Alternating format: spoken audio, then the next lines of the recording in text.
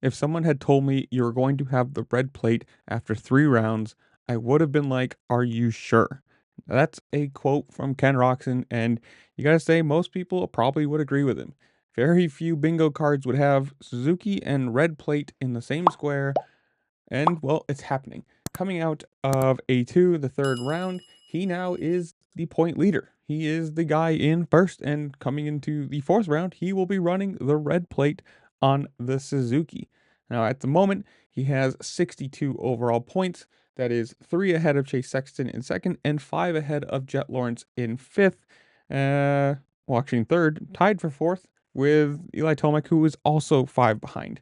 Now, this is exciting because it's obviously, correct me if I'm wrong. Somebody comments down below. I might be. I think it's been 10 years since Suzuki last run the red plate. I'm pretty sure I'm correct on that. And I'm also pretty sure that the last time a Suzuki ran the red plate, it was because Ken Roczen was running the Suzuki. So this is blast from the past, man. It tells you how long he's actually been racing, how long he's been around and continuing to be here at the top level, which is incredible to watch. And don't get me wrong, I have absolutely no problem with anybody else winning, Jet Lawrence, Chase Sexton, whatever. I just don't want a season be determined by, round 6 again, where somebody gets out front every single race and wins every race. You know it's going to happen, and there's really no point in watching because whatever. The championship's decided so early. If we have multiple people having the red plate. I mean, going from Eli Tomac to Ken Roczen to switching back and forth. It's this is how it should be to me.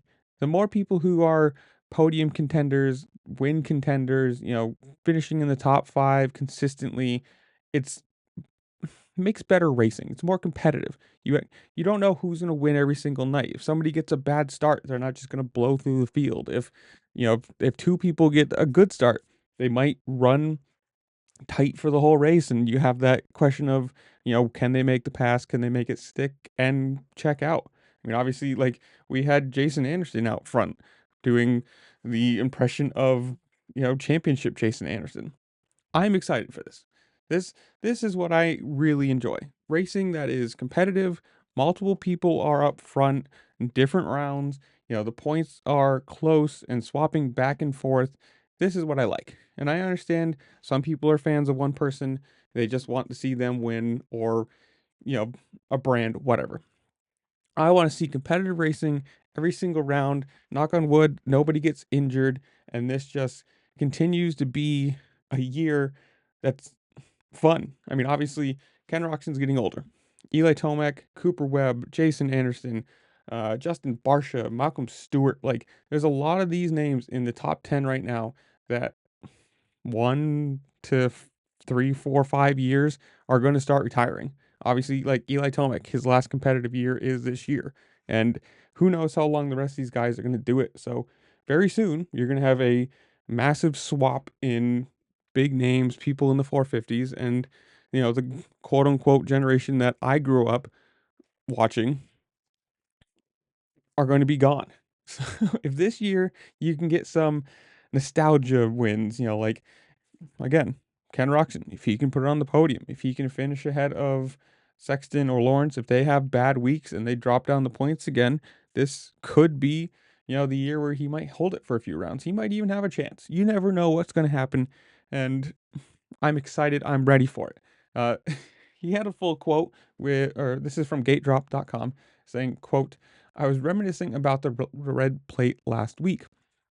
If I could have made the pass for third, I could have shared it with Eli, which would have been really sad. Which would have been really rad. Sorry, not sad, rad. I was like, that didn't make any sense.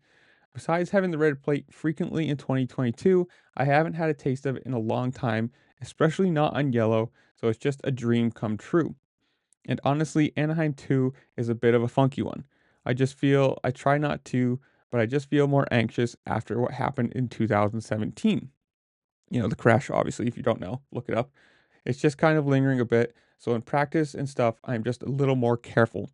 Also, we tried some things this week. I had a new shock in, but for the last practice, I just went back to my base. That was the perfect decision we could have made as well. Just because it felt a little more familiar to me, it feels like everything we had done today was a success. And then this is where the first quote come from. If somebody had told me you're going to have the red plate after 3 rounds, I would have been like, "Are you sure?" But it's pretty rock and roll, I'm not going to lie. I'm just going to enjoy the moment, and of course, the work doesn't stop. I'm just going to try and put on the box as much as I can. You know, you gotta say, even he kind of that even says it himself. He's just going to try and last for as long as he can. Does he probably think he's going to beat Jet Lawrence heads up all the time? No. Are most of these people going to beat him heads up? No. I mean, if you watch the race, finally got up front, checked out, and you never saw him again. He wasn't a part of the race. But if we can get, multiple rounds with multiple different winners, multiple different podiums, it's going to be cool. I'm excited for this year. It's been good so far.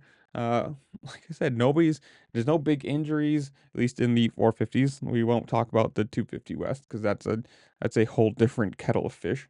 But man, if they can do this, if Ken Roczen can be the Ken Roczen of old, the 2017, running for championships and running out front, going for wins all the time, it's gonna be so good. Uh, I'm excited, man. This year, like I said, has been good. Only 3 rounds in, but we've had 3 good rounds. The tracks to me look cool. Again, most of them are pretty much one line like they normally are, but they're at least well designed. Last week, A3, the triple or not triple, the double whoop section one after the other, I thought was really cool. I mean, you can't just pick one side. You have to figure out where you're going to go after the turn. And I mean, in the heat race, it kept Anderson in front of Jet Lawrence pretty much the whole time. That him picking the right line said, "Nope, this is where I'm going to be," and we're happy about this. I'm happy about this. But I don't know. It's just one of those fun things this year that you get some of these old guys. I say old, one of the veterans, running out front and being competitive again, not just the, I don't know, 5th to 10th place kind of things. They're on the podium, they're running out front, and like he's coming into the round with the red plate. That's got to give you some confidence as Ken Roczen. You have the skill to do this, and if you're in the year, you're not behind, you're technically, the one everyone is chasing now. It might give him the confidence to make this eke it out. See if he can keep this going for longer. I'm excited. I don't know. Man, it's just Supercross is such a great time of the year. After all the breaks, this is what I love. So, but this is where I'm going to leave you guys. Comment down below. Tell me what you think. Do you think he's going to keep it after um, the next round? Do you think it's gone immediately? Who's going to win the titles, 450s, 250s, whatever it is? Comment down below. Tell me what you think. While you're down there, make sure to like, share, subscribe, do all the fun things the platform allows you to do because it really just helped me out and I appreciate it. And with that, I'll see you later. Peace.